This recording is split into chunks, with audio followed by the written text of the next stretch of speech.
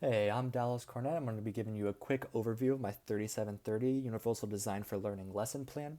We're going to be focused on modern world history at the ninth grade level. And we're going to be moving pretty quick through this just because it's a longer lesson plan and I want to explain all my reasoning behind things. So our overall learning target will be students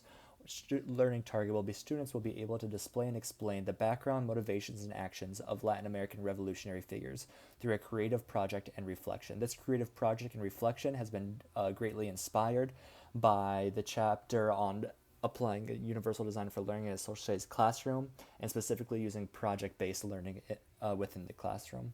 And we're going to skim over these resources real quick so we can get to the assessment itself, where students will display their research and understanding of Latin American revolutionary figures, such as John Jacques Dessalines, Toussaint Louverture, Jose de San Martin, Simon Bolivar, Manuela Sáenz, Don Pedro I, Miguel Hidalgo through a creative project. This assessment can take the form of a picture book, short documentary, or an article, resume plus cover letter, or diorama. I gave all these options because it's important in a project-based classroom that students are given multiple means of actions so they can show what they know in various formats. And when designing each one of these possible formats that the students will select, I would try to really make sure that each one would be fun for the students to complete. Like, it wouldn't be a task. It would draw on their creative strengths and help them really connect to the course material. You can see that for a picture book, for someone who would be artistically gifted, or an article who really wants to write creatively, resume and cover letter if they kind of want to apply those real world applications to it, or a diorama if they want to make a cool structure. So I really want to make this activity and a formative assessment fun for the students. And we're going to be moving towards in the breakdown, the formative assessment, I kind of just explored my thought behind creating this project that would really connect the students to the course material in a creative fashion rather than just an essay or a normal assessment. And going into the instruction, it's going to open with an essential question. This is something that the students will be very familiar with, something that they participate with most lectures. How did Great Britain's treatment of American colonists lead to the American Revolution? This is great for connecting past knowledge of probably a prior class period to what they were covering today. This will be connecting something they're already familiar with, such as the American Revolution and the feelings that the American revolutionaries had, and they can use that prior knowledge to connect to what the Latin American revolutionaries might have felt when they were going through a similar process. So to introduce this, we're going to have 2 to 3 minutes to respond to the question. If needed, the student will announce the question out loud for anybody who might have a restriction that would not allow them to see or write on the board. If that was the case, a submission format where they could talk or present it verbally would be accepted by the teacher. And transitioning into the instruction time itself, we're going to be primarily focusing on an interactive lecture here.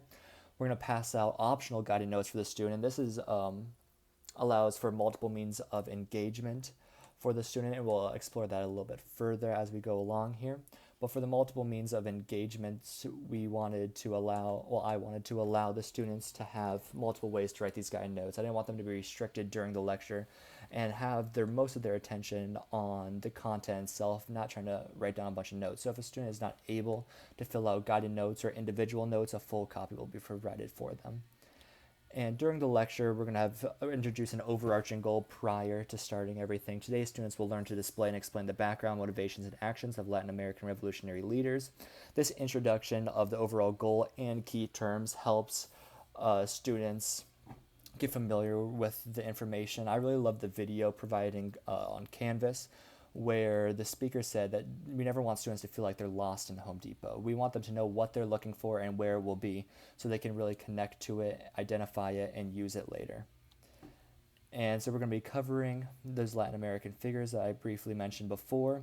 And during this, we're going to be using a variety of images, videos, and text, giving the students multiple means of representation as outlined in UDL so they could better connect to the material and make it so the lecture itself isn't extremely monotonous. And then going into the second portion of the lecture, we're going to also be utilizing questions such as that students can connect to, using their funds of knowledge, something they're already familiar with. Has there ever been a time when you felt that someone or something was restricting your ability to succeed? This is giving students not only a way to better engage with the course material, but also practice their ability to display and explain a situation. Something that we're really scaffolding to build them up for this formative project that they will be doing. And so during this time, we're kind of looking for any time, like maybe a height restriction that didn't allow them to go on a ride, or any time where they felt like they were stopped for doing something because of the position they were in. And they can apply that to the feelings of the Latin American revolutionaries. And then at the end of this interactive lecture time, we're just going to have a short classroom activity where the students will match key events to revolutionary heroes, kind of limiting that zone of that ZPD, so we can help the students one last time before their transition into the formative project itself, give them one last opportunity to practice this display and explain an association between a place and ideas with the revolutionary figure. And then we're going to transition to a little introduction of the formative project.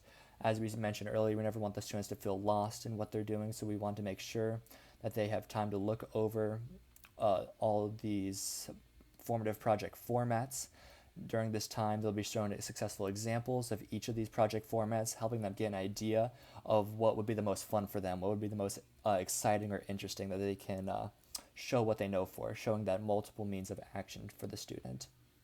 And then for the closure, we're just going to have a little time to focus on letting the students decide on what they would want to do. I don't want the students to feel rushed, but this would be a good time where they can discuss among their peers, have that time where they can exemplify some social learning capabilities, and really get excited for this formative assessment that really encapsulates their creative abilities. And so at the end of the class, we're just going to have it jot down a little bit to let the teacher know what materials are necessary for their formative project they chose.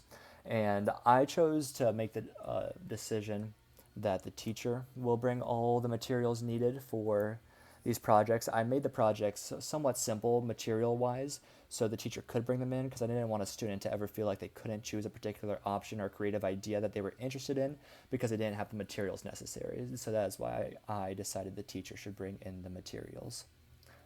And then overall, I really had a structured focus on trying to include multiple means of engagement for the students. You can see that with the multiple media resources and differing ways of submission formats, multiple means of representation, and then multiple means of action as well. Multiple means of action, the students can show what they know in different ways. We kind of explore that here at the bottom in the UDL chart. And then just throughout that, just the differentiation and scaffolding, always trying to get that second option for students that may be struggling, give them that little extra support that can really make it an equitable classroom environment for all the students, not only those who are achieving at the top.